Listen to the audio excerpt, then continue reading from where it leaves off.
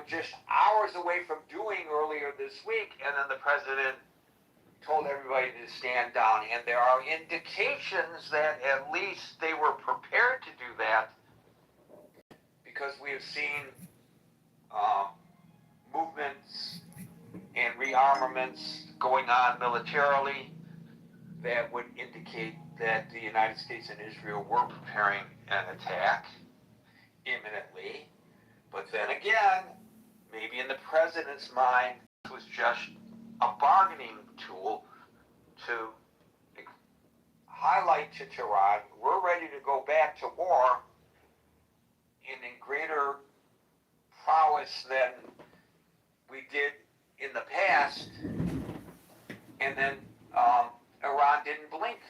In fact, doubled down and tripled down on the issue of the uranium. Now, I just want to bring in the issue. It's a side issue, maybe, to the main question here, but it's all about the main question here. And that has to do with the relationship right now between the president and the prime minister. Now, look, I'm not suggesting that this is a irreconcilable differences kind of situation. After all, we know that the president once referred to Marco Rubio as Little Marco, and now look where Little Marco is in this administration. So, I don't know whether it necessarily means anything in the long term, but I can tell you that the reporting that I have been reading in the Israeli press is that Netanyahu's head was about ready to explode. So I'm just going to bring you today's Axios take on this, which is not too dissimilar, but if you're interested in this, you should really delve into some of the other articles on this issue. President Trump and Israeli Prime Minister Netanyahu discussed a new effort to reach a deal with Iran in a difficult call, three sources said, with one source saying Netanyahu's air was on fire after the call. Whoever that source is, they're not just talking to Axios, because that same terminology was used in a Jerusalem Post report that I read last night. A revised peace memo was drafted by Qatar and Pakistan with input from other regional mediators to try to bridge the gaps between the United States and Iran, the sources said. It comes with Trump vacillating over ordering a massive strike on Iran and holding out for a deal. Netanyahu, Axios continues, is highly skeptical about the negotiations and wants to resume the war to further degrade Iran's military capabilities and weaken the regime by destroying its critical infrastructure. Trump continues to say he thinks a deal can be reached, but he's ready to resume the war if it isn't. Here's what he said yesterday at the Coast Guard Academy. Quote, the only question is, do we go and finish it up, or are they going to be signing a document? Let's see what happens. Then later, he said, the United States and Iran were, quote, right on the borderline between making a deal and resuming the war. And then Trump said, and this really flies in the face of what Tucker Carlson is trying to tell us, because Trump is Bibi's little puppet. If you listen to Tucker Carlson and his ilk, Trump also said Netanyahu, quote, will do whatever I want him to do on Iran, though he also said they have a good relationship. The two leaders have had temporary disagreements on Iran before, but have remained closely coordinated throughout the war. All right, so that's where we are. It would seem to me that Iran has effectively backed the president into a corner. And maybe there is another alternative. I'm not saying when you come to the stage, I hope more people put their hands up so we can get through the hour.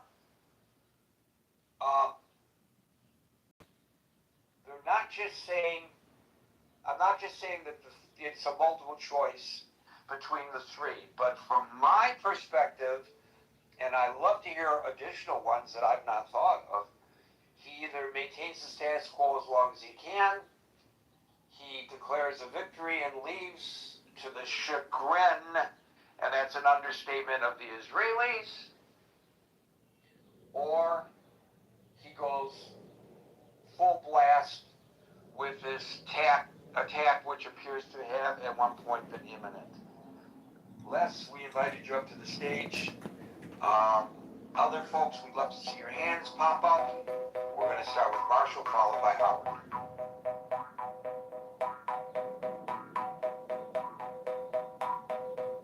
Marshall? Marshall! Howard, followed by Les. Hey Gary, hello everyone. Yeah, Gary, from the beginning, I felt like you have to be fully committed if you were going to move on Iran. And Trump, I believe right now, has kind of backed himself into a corner. And I put on your Facebook post, if he doesn't go full action, because at the end of the day, you need regime change. To me, that's going to be successful, and then Trump could definitely declare a big victory. Short of that, he's going to wind up being Jimmy Carter 2.0. I really feel it. And I know as Americans, the public doesn't want more engagement or troops on the ground, but we're past that point of no return. If we're going to be successful, we've got to resolve it or just keep the status quo. So that's how I see it. So this is an analogy, and you guys know I like throwing analogies in, and sometimes they stick and sometimes they fall flat, but this is an analogy that I've used before. And I think it's absolutely apropos to the current situation. When a police officer confronts somebody with a weapon in their hand, and these words come out of the police officer's mouth, which you never, as a police officer, want to be in this position. I guarantee you, I've been around cops a lot, I've covered them pretty extensively, you never want to be in this position, ever, in your job. Drop the gun or I will shoot. Once those words come out of your mouth, you better mean what you said. And if the person doesn't drop the gun, unfortunately, you must shoot. You're right. Here we've got a president who keeps saying to Iran, drop the gun or I will shoot. Now, I don't know whether we're in a situation where that's necessary to say. That's a matter of debate, of course, but it is something that the president has basically said. So now you do. Howard, how does that feel to you as in response to what you just said? No, Gary, I think that's a very clear analogy. It's similar. I just feel, you do calculation, you're making a major decision when you decide to deploy resources and troops, and as we discussed yesterday, it's what, 3 aircraft carrier groups at least have been in that theater. And Israel, again, there was maybe the belief was it was going to be more like Venezuela, that would happen a lot quicker. But as part of contingency planning, you also should have a pretty good plan of what happens if things go wrong or what could go wrong, and then what are we going to do about it? And it appears things may have gone wrong, but it's not clear what are we going to do about it action plan is. And this posturing back and forth, at the end of the day, do we really know who we're negotiating with? And also, does it really make sense for a superpower like the United States that's relying on Pakistan to be the mediator? It just seems like we're just not being serious. And when you don't have serious people involved in really critically thinking what the outcomes, what the consequences can be, you find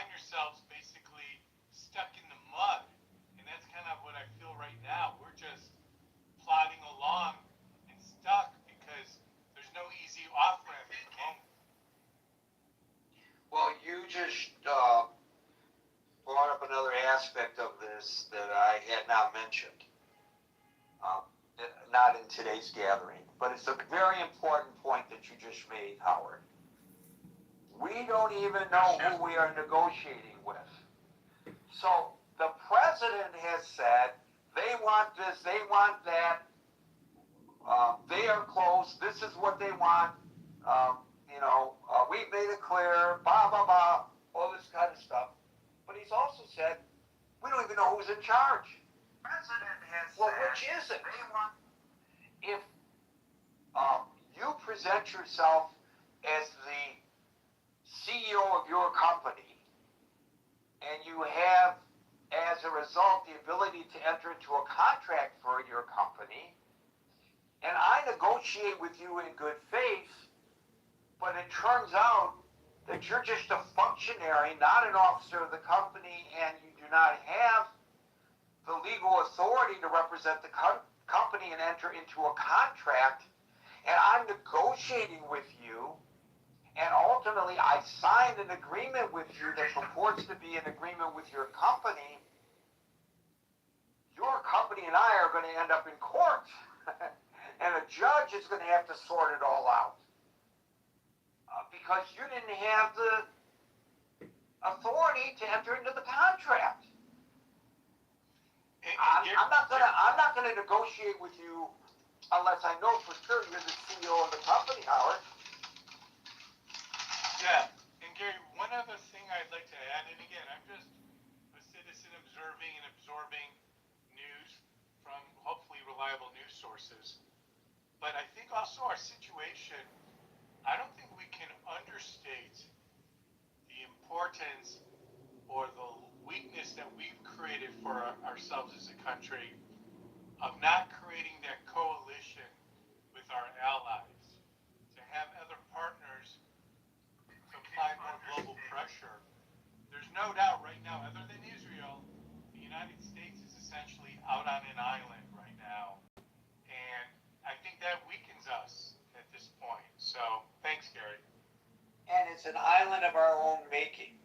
And again, I'm not going to argue the points of the president's desire to disengage in the protection of Europe, nor the manner in which he did it. Some people think, bully, bully. Thank God, finally somebody is standing up. They can't stuck at the breast of the United States forever, for God's sake. We're wasting all this time and money, and we have to redirect our attention to the Pacific. People have argued that. But in so doing, and in the manner in which he did, I don't know whether behind the scenes there were attempts to reestablish some kind of coalition of the willing before making this move. And I don't know if even we were on a good footing with Europe, whether it would be politically palatable given the drumbeat of blood libels against the Jews and Israel in particular. I don't think like Ireland or Spain would join in, because that's not where their body politic is right now. Nothing could be more evil than the Benjamin Netanyahu quote-unquote regime to the Irish government and the Spanish government. So I don't know whether they would have been successful, but you're absolutely right. This whole situation may have been different had it been handled differently. And with regard to the Strait of Hormuz, we get mixed signals, as do the Europeans. The Europeans, they've got to step up to the plate. They're the ones who are suffering more than us. We don't need the Europeans. The Europeans, shame on you. Get in here and help. We don't need the Europeans. Well, I mean, if you're a European leader, how do you respond to that? I don't know.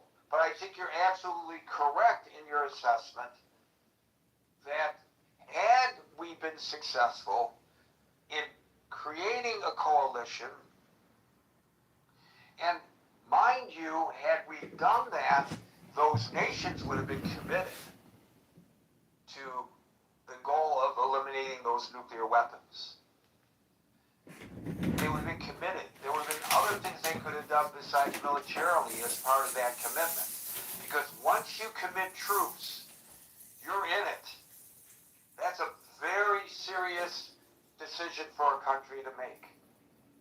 So I don't know whether it would be obtainable even without the personality of this president, but he did very little, and I guess this is kind of like the British understatement, to ingratiate himself with the Europeans if in fact he felt that we needed their assistance.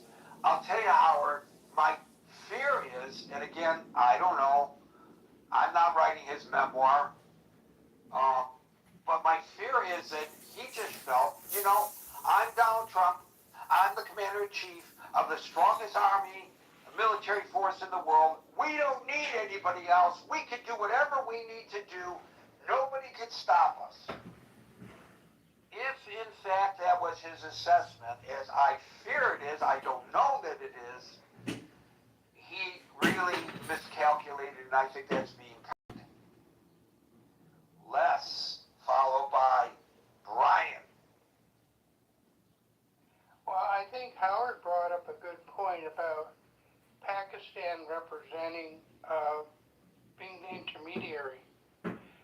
Pakistan's previous thing was to protect Osama bin Laden. You remember? He was found within a mile of a soldier training area in Pakistan. So I don't trust them in terms of their siding with this country. And Qatar as well, they were the ones that had Hamas protecting them in the hotels, the luxury hotels. And they were the ones that put out all those vile signs that caused all the anti-Semitism in the universities. So, but in terms of what we should be doing, I think historically what happened in World War I, Germany had to surrender because of the blockade. They were starving, they didn't have the material. And we have to ask ourselves, people have this idea that there are 90 million people. Well, some minority of them are fanatics, but there are a lot that are not, and they're going to have to pay them. I mean, that's how a regime stays in power. You have to pay the people that are supporting your regime. There are a few true believers, but most of them are just going to be jerks that don't care if you pay them, or if they can't feed their family, they're going to leave. So the question is this can we blockade in a way that is going to cause a long-term weakness in the regime, as it did in World War I and the Germans?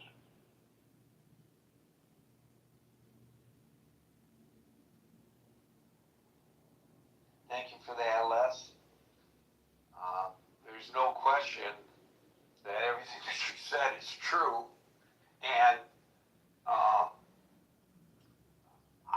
don't know the answer to that question, though, whether a blockade alone brings this regime to its knees. I'm fearful that what might have worked then is not going to work now. We're talking about a different mindset with the regime running Iran. Even though you could say that the mindset of the Germans during World War I was pretty fanatical, it would be, I think, fair to say they were more pragmatic than the Iranian regime is, because they have other reasons. that we discussed yesterday that are motivating them.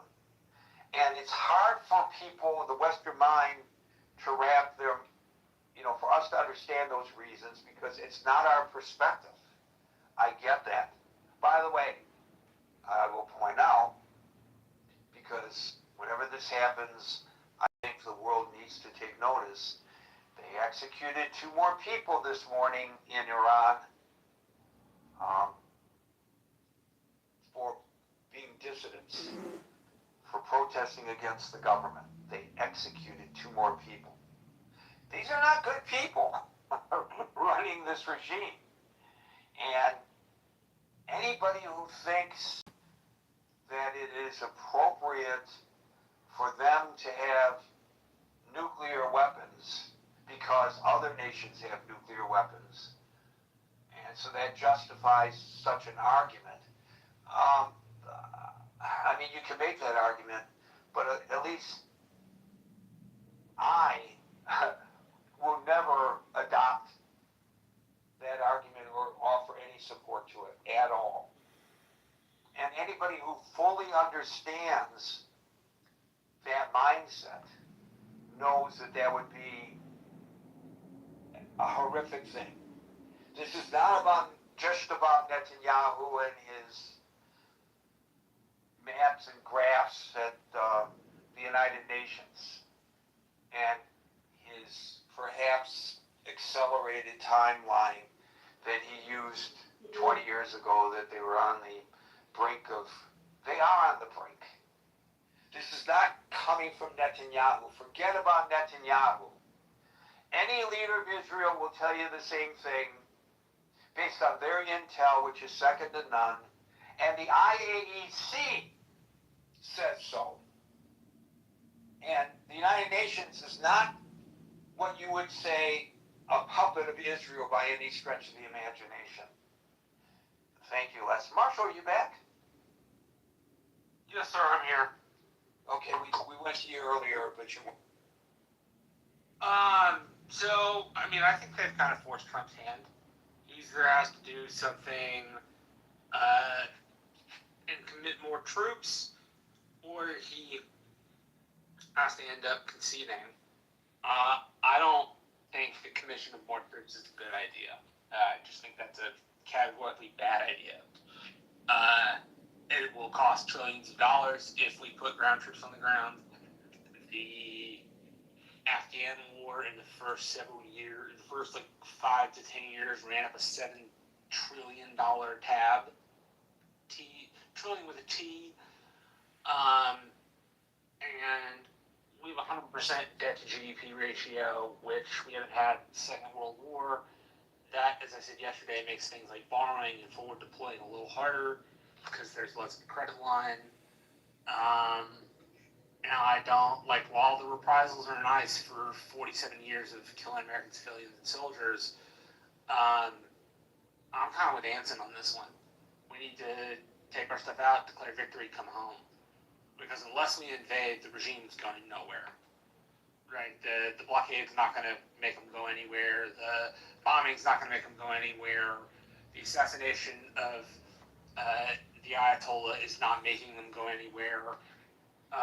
If anything, the decapitation centered them on what they call the mosaic defense, which once the head gets chopped off, it becomes far more decentralized. It's just an overall bad idea to do so. The upsides, if we had the time, the money, the people, and the support, are immeasurable in getting a friendlier ally in the Middle East if you can do it. But I don't think we have the time, support, or the resources to allocate to that. Not to mention, if we were going to do this, you want allies, as you said, right? We are as strong as we are because of the allies that support us, because of everybody we can bring to the fight. And when it's only us, that puts a tremendous strain on U.S. capabilities, and particularly in other places globally, right? And I don't think there's anything China would like more than to see us get bogged down in the Middle East for another 20 years. And I think since the regime controls everything from Ayatollah to dog catcher, it would take many, many years to root them out. So, I think they called his hand. I think, Marshall, that exactly what you just articulated is what Tehran is counting on. They can take the punches. It's like a boxer that gets into the ring and just stands there and takes punches, and the other guy gets worn down, and then with the flurry, the guy who lost the first half a dozen rounds KOs his opponent. So I don't think the regime cares about the suffering of the people of Iran. They can sustain that. What are the people going to do? So what if you don't have water? So what if you don't have electricity? So what if there are bombs dropping? In the end, we can wait it out. And if in fact, what you're suggesting is in the potential cards that's being discussed at 1600 Pennsylvania Avenue, I can see the Ayatollah sitting back and saying, yeah, let's just wait until it's so unpalatable. And even if the Americans continue, it's going to be a great strain to the Americans' economy, and the Americans can't sustain it the way we can, because America is a democracy. So people can take to social media and to cable television and to talk radio to complain about the cost of eggs and gasoline. People can't do that here. They'll get executed. And you can't wage a war without the support of the people. We know that. The art of war. I think that's rule number one. So, I just try to put myself in what I think is the potential mindset of the Ayatollahs, and I can really see them assessing it exactly the way you did, and just saying, cool, we'll just wait it out. So what are your thoughts about that? That they might be assessing it exactly the same way you are, but from a different perspective, from their advantage.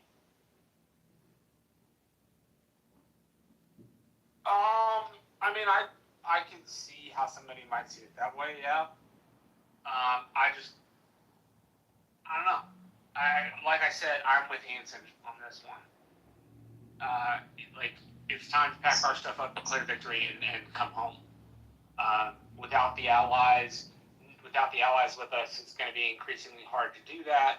Without invading, you really don't accomplish much. Jim Mattis gave a talk on this, the former defense secretary and the guy who was the warrior monk of the Marine Corps, and said the United States is achieving some tactical victories, but we have failed to deliver on key strategic victories, things like keeping trade routes open, right? That has weakened our power, and we did not have to stay for that to happen. We could have done the reprisals and come home, and I think in Iran's favor is that they're the power in the region and we're the power that's forward deployed. So all they have to do is outweight us and use unconventional tactics, and they can get us to some kind of parity. So maybe they're thinking the same thing, maybe they're not. I don't know. Thank you, Mark. So I'm glad Alan is with us finally on the stage, because I want his perspective as our Iranian expert. But we'll give him a chance to get his bearings, and we'll go to Brian first, and then I'll come back to you, Alan, on the question of whether the president is boxed in right now by the Iranian government. Brian.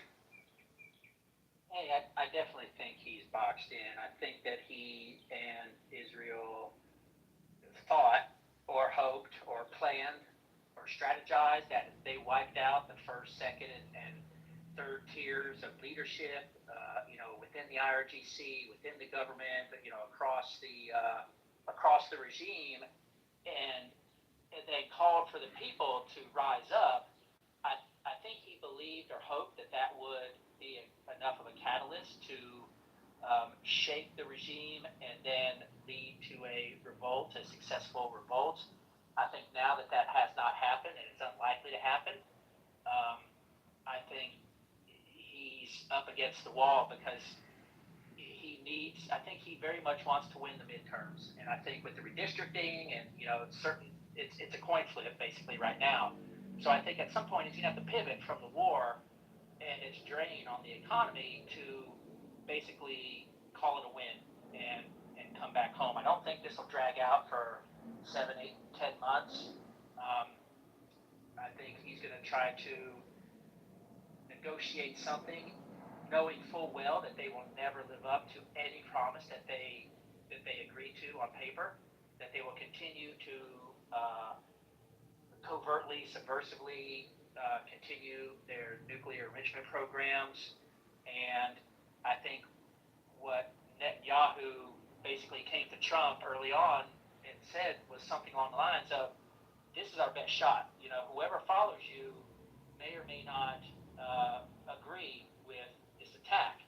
And so, let's say a Democrat gets in office, they're not going to support Israel. They're not going to, I think, support initiating an attack in Iran like Trump did, several months ago. So I think they looked at it like, this is our best shot. They've been building this for years. All the intel pointed to that they were close enough, and so they're going to have to just look at this, what they've accomplished as a victory, and then hope that at some point, they can again stall, delay, impact Iran's dreams for a nuclear weapon. Because no matter what they say, they're not going to back down from that. There's no way that Trump is ever going to, I think, get that on paper.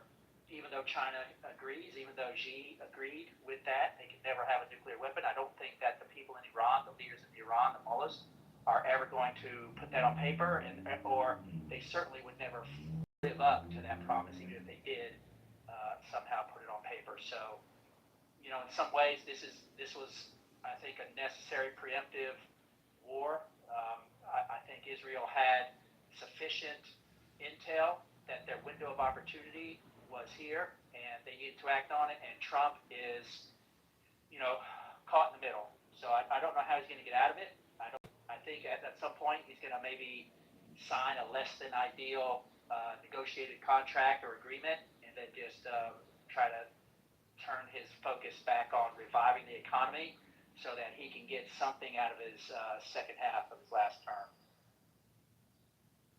I guarantee you that exactly what you articulated is what's got the Israelis up all night worrying. And I say the Israelis, not Netanyahu. If Bibi Netanyahu today were to say, okay, enough of this nonsense, I don't want this position anymore, let's have some parliamentary elections, let's see which party amasses the most votes, see if they can put a coalition together and select a new prime minister. Does anybody really think that the next prime minister of Israel is going to say, it's okay if Iran gets nuclear weapons. Who cares? Netanyahu's crazy. We hated Netanyahu. He was corrupt. It's all right. I don't think so. And I think by personalizing this and making Netanyahu the co-boogeyman in this play is really a miscalculation, and perhaps the people who are feeding this, not necessarily everybody who's articulating it, for them it is a designed, calculated attack politically on the state of Israel. And I don't think Europe can be counted on. I don't think they would have ever, you mentioned a coalition of the willing. I don't believe that after Iraq and Afghanistan that they would ever sign off on a preemptive strike. So I just think, America and Israel were gonna go it alone. And I mean, you see how Spain and other countries even refuse to allow them to use their American bases or the bases populated by American troops. So, it was clear they would never be able to develop a coalition of the willing. So, I mean, that's because they didn't ask, and that's because of previous actions. If you go around insulting your allies and then tearing the ever-living daylights out of them, you're going to be far less likely to help because you've just been a giant dick. yeah, I agree. I mean, Trump backed himself into a corner. I mean, he's trying to get more out of them financially and politically and get them to shift away from their, focus of social safety nets and pay for their own defenses. And, he's trying to leverage his finger bowl as he usually does. But, he definitely backed himself into a corner. But I just don't think, Europe, especially now, would be, willing.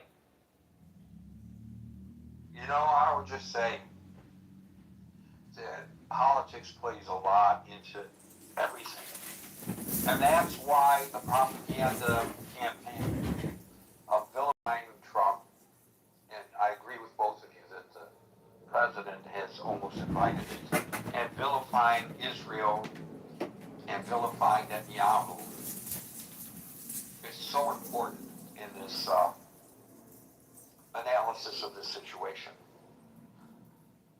The German intelligence service is an excellent intelligence service. They're known for their ability to procure information with regard to protection of the homeland. Anybody who thinks that they were not aware of the threat Iran posed to Germany, and the same can be said for other European nations,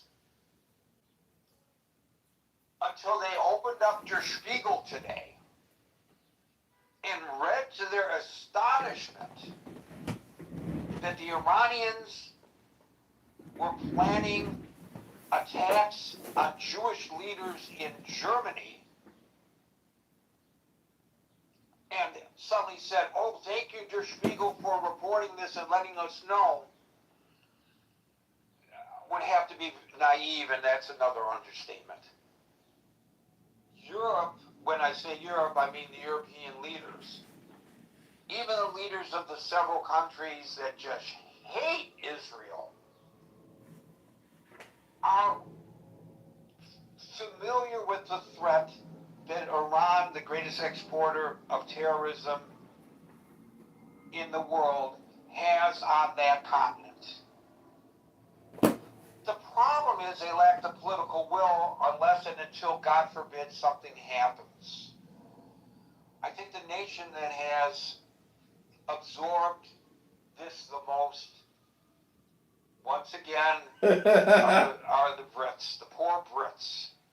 During World War II, they absorbed the Blitzkrieg. Then they absorbed the troubles of Ireland and the terrorist attacks in the island of England. And now they're absorbing all of these attacks that are going on their homeland, many of which, if not all, has a nexus to Iran. It's not like they don't know, it's just that they don't have the political will. It oftentimes takes a Pearl Harbor or sinking of a ship or 9/11 before the public is behind you enough to actually do something about it. This is a problem with liberal societies, and I don't mean liberal in the terms of the political sense, where we want to think the best of everybody, and we don't want to be seen as not helping the downtrodden, and I think that's the correct position to generally have. But you have to be aware that not everybody who you're assimilating into your society is somebody you want to assimilate into your society. And I'm not supporting banning people whole forth based on their religion or based on the country that they're coming from. I'm just saying Europe is in a big, many parts of Europe have a real problem because too many radicalized people are living in Europe who are aligned philosophically and sometimes financially with Iran. And they're aware of it. And they know for their own survival that if they want to be able to assimilate people in a manner that is peaceful in their countries, then Iran, this regime, has to be stopped.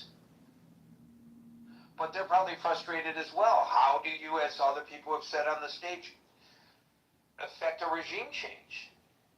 And again, I'm not in a position to say I don't know the answer to that. I have some thoughts, but as you saw yesterday, I had some thoughts about the Strait of Hormuz. My thoughts are pretty basic. They're not, I'm not playing multi-dimensional chess. I just believe in a simplistic solution to some of these complex problems, and I'm probably not giving it the proper thought that they deserve. But as I said yesterday, when those pesky little speedboats pull out of the Oh, coast, some girl. blow them out of the water. Some girl. That's all. They're doing it in the Caribbean. They're blowing what they claim to be narco terrorists She wasn't very out of nice. the water. 200 people have died at the hands of the United States military. In that effort, which may, by the way, violate Overs. the established Very terms of superficial. engagement at the Pentagon, and now the Now looks Pentagon's like Inspector General is looking a into that, plastic doll. and if that Inspector General determines that Some these girl, were can't illegal remember her orders name. that were being She wasn't followed, very nice. She now looks like a plastic we're going to doll. have a critical Totally thinking forum Totally gathering not to to do discuss all the why facial. that person was removed from office. Because that'll be the response to Totally that. have to do all the facial And injections. who knows? Maybe Some girl, can't remember her they'll be name. She wasn't very nice. for She now something looks like a as plastic well along doll. the way. Told her not to do all the facial So injections. I don't think it's, Brian, that Europe is unaware of the threats. 2 years ago, I went out with a Bosnian about It's these just books. that they Find are the probably Bosnian songs. frustrated about what to do about it, and No. secondly, they don't have the political will to do it because the populace right now, I don't believe I in saw most of her. these I saw countries her on. favors anything that might favor Netanyahu in particular and Israel in general because of the boogeyman, No, I saw her on. which I read every single day.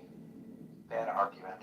Thank you, Brian. She Alan, was going to does Florida. Iran have the president, or has the president backed himself into the corner? They say Sugar Daddy's boat. today that they are unmoving Tehran on the issue of She the was going enriched to Florida uranium. and They're not going spending to give any of time it on up. some They Sugar claim, Daddy's boat. and on the Strait of Hormuz as well. So doesn't that now put the president in the unenviable position of no matter what he does, it's not good? She was going to Florida and spending time Oh on boy, some yeah, Sugar Alan, are Daddy's you there? boat.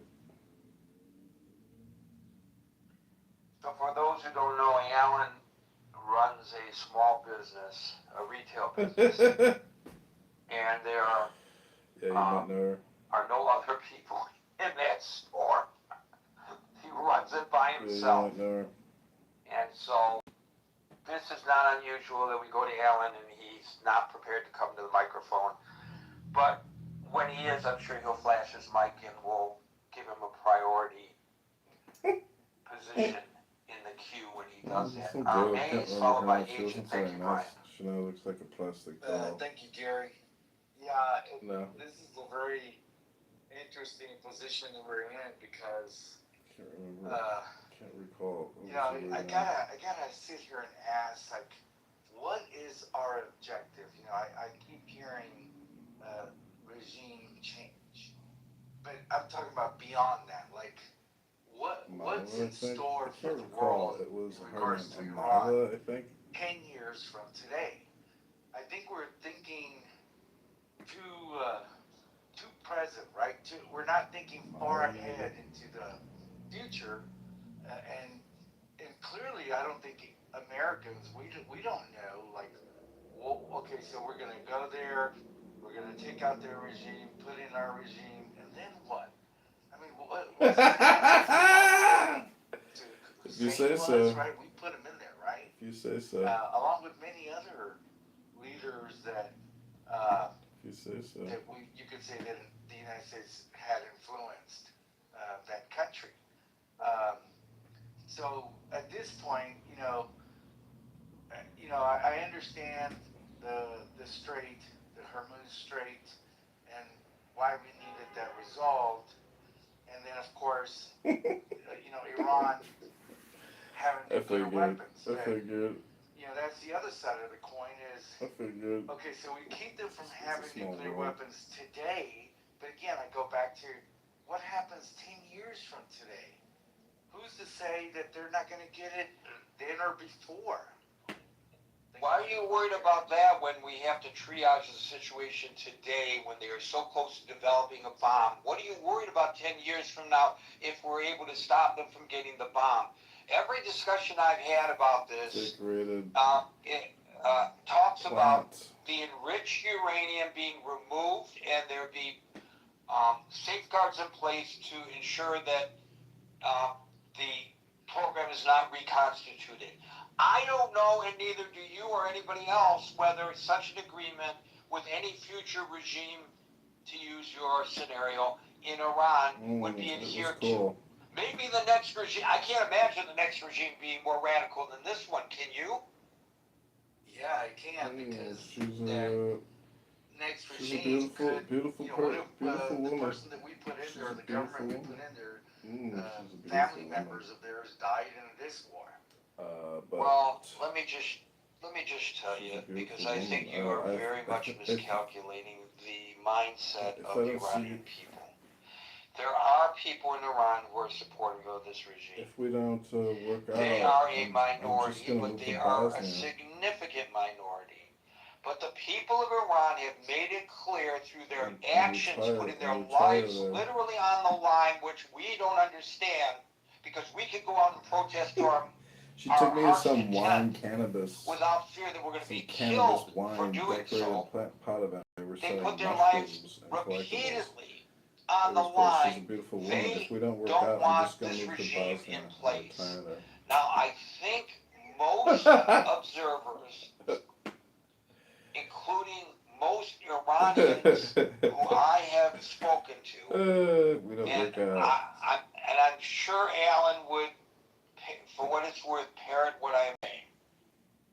Believe that the offer from the Crown Prince to come back and for a not long. specific limited amount of time A few weeks. had a transitional government and allowing the people of Iran to It determine wasn't very the pleasant. form of government that would follow, would allow for an age of enlightenment in Iran to where they have a government that has Western liberal values, that allows for dissent, and which is pledged to no longer allow for the development of nuclear weapons.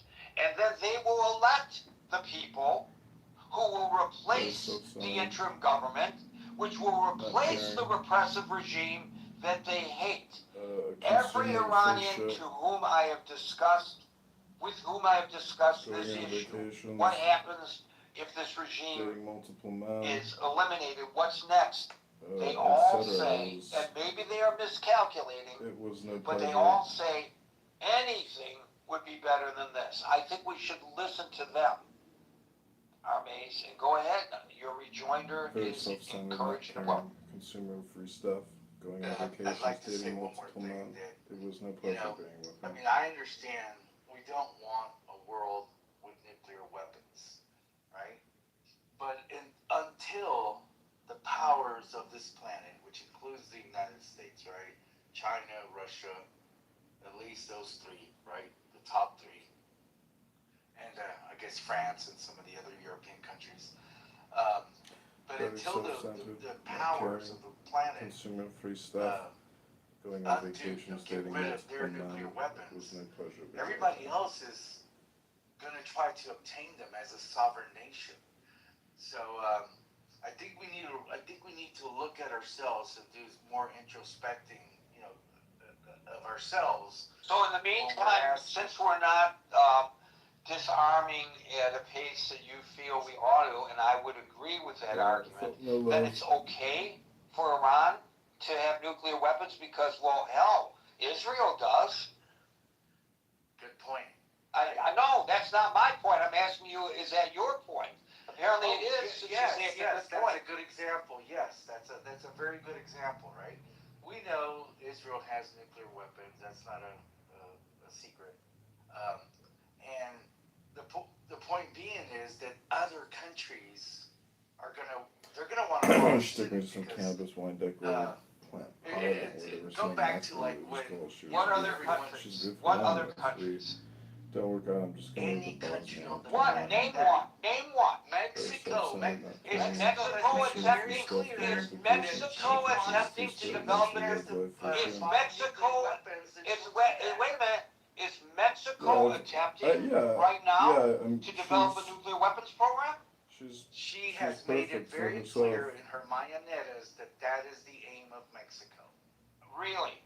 Yes. Yeah, she's perfect for herself. She said that the treaty between the United States and Yeah, she's Mexico perfect for is herself. over, where Mexico would rely on the United States for protection. Can you show me a public pronouncement I'm or not complaining. proclamation, a tweet, anything that would substantiate that? It's called her mañanera. She comes I on. wouldn't do it over again. Social That's for media sure. every morning. I'm not asking you to quote me the I'm name not of complaining, but I wouldn't do it the over thing where again, she that's for speaks. sure. I'm asking you to quote me the speech. I mean, I can try to find the link to that particular speech. Please do, because otherwise we're just relying off your Yeah, she's interpretation. perfect for herself. Also, yeah, you I can don't complain, but I wouldn't do it over again. That's for sure. dude, I keep up with Scheinbaum every day on her Twitter account, and I haven't heard her see her say any such thing. So let's look at the record. Let's look at the record. First of all, if the president of Mexico says that we can no longer rely on the United States for protection, The treaty is over. she does not. She is not saying that. Hold on, let me say that. Then quote me chapter and verse, or you're making it I up. will look for it. She did not. That is not the same as saying we want nuclear weapons. Here's what she said exactly. I'm going to try to quote her because she said it in Spanish, right? So I'm going to translate it. It was something along the lines of the treaty is over, and if Mexico wants to pursue nuclear weapons, including nuclear weapons, because they already have nuclear power here, okay? So I looked this up because you're not. There's no credible source that's reported that Scheinbaum. There's no credible. Because I know your perception. Meaning there's not a Mexican paper or a radio station or a television station or a tweet or a TikTok where she has said such a thing. I can try to find it. That's what I just said. I said that earlier when I answered you. Okay, So the fact of the matter is that is incorrect because she has taken a pacifist stance. She has never said that Mexico should have nuclear weapons. She has firmly maintained a pacifist stance warning. I heard her say it at the She meeting. did not. They actually just want to be She back did household. not. She is. Yes, she did. I'm sorry. No, Gary is I'm gonna quoting have to you take that stuff. You're stance. pulling I it won't out argue. of your behind, and that is not acceptable. No. See, Yes, I knew yes, you you were are. gonna do this. I didn't plan on saying this, but it was just part of the flow, right? And now that I She put said it it out at the United, that Mexico and You general actually just debate want a at the lifestyle, United Nations. bi-coastal, At the not a at, burial. Mexico's Minister for Foreign Affairs has said that Mexico You actually just want a opposes lifestyle. the development of nuclear weapons. They have never You said, actually just there's want a nothing on the lifestyle, record bi-coastal, which not a says burial. Mexico president. Probably should have said, I don't know what You that actually sounds just want a like. lifestyle, I not a woman, burial woman, of motherland. Government, come on. woman, Yeah, woman. it's like And when saying she's both. speaking, Trump says one thing and the part of the government says another Mm, thing. It's the I've, same. It's the same thing. Okay, well, let's get back to your comparison then. You're saying that Iran should be allowed to develop them because Israel has. That's So not what I'm saying. so I Don't skew my words. What I am saying is you this. literally said that not 5 minutes ago. Let me clarify it since it was misunderstood. So, what I truly want to say, since that was wrong, right? I misspoke. Countries, including Iran, I feel like like not Iran, a all lot over of the places planet, my AI are going to continue to develop or want to develop, nuclear weapons as long as the big three Oh, I know. have them. What I mean by that is Okay. Slap. I can't speak Spanish. Mexico ha sido But y it's still seguirá amazing. siendo There should pacifista. be a way to translate it, Gary. I got the But it's translation. still amazing. You Mexico can't continues take to it be El away. paz siempre tendrá. Let me Say it's finish, not amazing. Armaze. Just because you Let me finish, go ahead. Armaze. Sorry. You can't say Don't it's, respond to me until I say it. Please. El país siempre tendrá una visión. You tell me if I'm wrong in my translation. Pacifista sobre cualquier cuestión relacionada con armas, especialmente